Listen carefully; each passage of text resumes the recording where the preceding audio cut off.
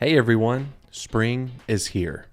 That means that there's going to be a lot of things moving around. The grass is growing, trees, shrubs, flowers are blooming and ready to grow. There's also going to be a lot of bugs moving around. So in today's video, we're going to talk about 5 bugs you're going to see in the next 5 weeks. If you haven't already, please consider subscribing. We're going to be talking about a lot of different topics over the next few weeks about things that will be coming up in your lawn and landscape, and we don't want you to miss out on any great tips coming up soon. Starting out at number 1 is crane flies. Now, these are things that I grew up calling mosquito hawks, and if you're native to Texas, you probably did too, but they look like giant mosquitoes. And I guess as a kid growing up, I thought it was a mosquito, but just on steroids. But the reality is they're very gentle creatures. Most of them don't even have sucking or piercing mouth parts, and so they can't bite or sting you. But they come in swarms.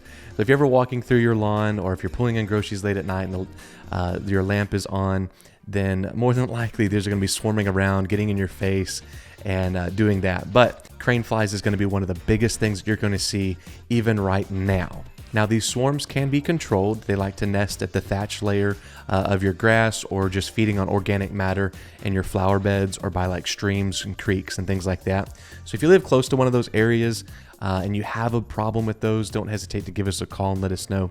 We can help out with some of the big population there. Coming in at number 2 is mosquitoes. This is something that we're all too familiar with. I believe it was Christmas this year. I saw one flying around here at the house on our front door. And with the weather going back and forth, you do see those in the winter time, but something that's going to pick up in a few weeks is going to be mosquito activity. And what I've seen in my experience is that it's either going to be really bad for some people at the beginning of the year, or it's going to be really bad for some people at the end of the year. It just depends on some of the environment and things that are going on around your local community and your neighborhood. And so if you are seeing a mosquito problem, that we do offer a mosquito treatment. It's monthly, April through October, and this will help control the population around your home and around your area. And again, I would ask if you would consider subscribing, because in a video coming up soon, we're going to be talking about some tips that you can do for free to control or help control and prevent mosquitoes around your property, and also some tips of some synthetic free treatment plans as well. Coming in at number 3 is termites. I know that's a taboo word here in the South because termites have done billions of dollars worth of damage every single year. And this is something that treatment options can range anywhere from a few thousand to many, many more. We were talking to somebody here recently that had moved here from California, and they were used to termite treatments being close to $10,000 at the base. And so anytime you've ever heard of those kinds of things, it seems to be a pretty hefty price tag on that. And so I would want to put some of your fears to rest, that while yes, termites can cause damage, and while termites can do significant amounts of damage, they are very much controllable. It's very possible to get control over them, and we can help with that. Their swarm season is typically around April and May, and so what you will find is little pieces of dirt on the wall, and they swarm out in thousands, and that's where you hear the nightmare stories of termites flying everywhere. But what can really help with this is an inspection from a trained professional to come in and see if you have a termite problem or could have a problem in the future because of certain things on the property. The Department of Entomology with Texas A&M down in College Station has done several amounts of research on them. And one thing that they found is that on any average size property, you can have anywhere from 1 to 2 termite colonies.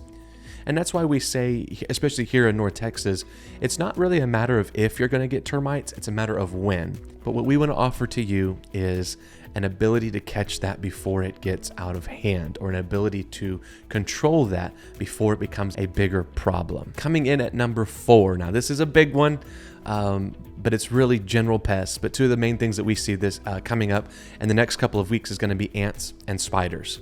So most insects are going to be cold-blooded, and as the temperatures start to rise, they're going to be leaving from a lot of their shelter and from a lot of the warmth in their little cozy homes and nests, and they're going to be looking for more food and more water. and oftentimes our homes are fully stocked with those.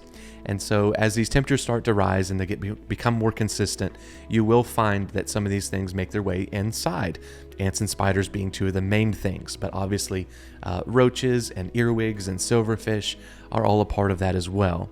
But we offer solutions to help control those. I would like to mention that the treatments we're doing right now in March make a significant difference for that spike in activity come April when those temperatures again are rising. Now, coming in at number 5 to wrap up this list is chiggers. I hate to put this on the list, but chiggers are something we will start to see in the next few weeks, and we want you to be prepared for that. If you're new to the area and you've never dealt with chiggers, these are tiny microscopic pests.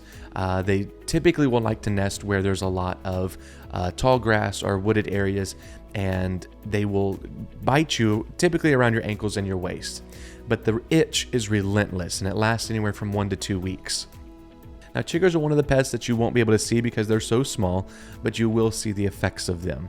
And that is, again, some of that itching and that irritation around your ankles and waist area. Well, that's a short list of things that we'll be seeing here in the next couple of weeks.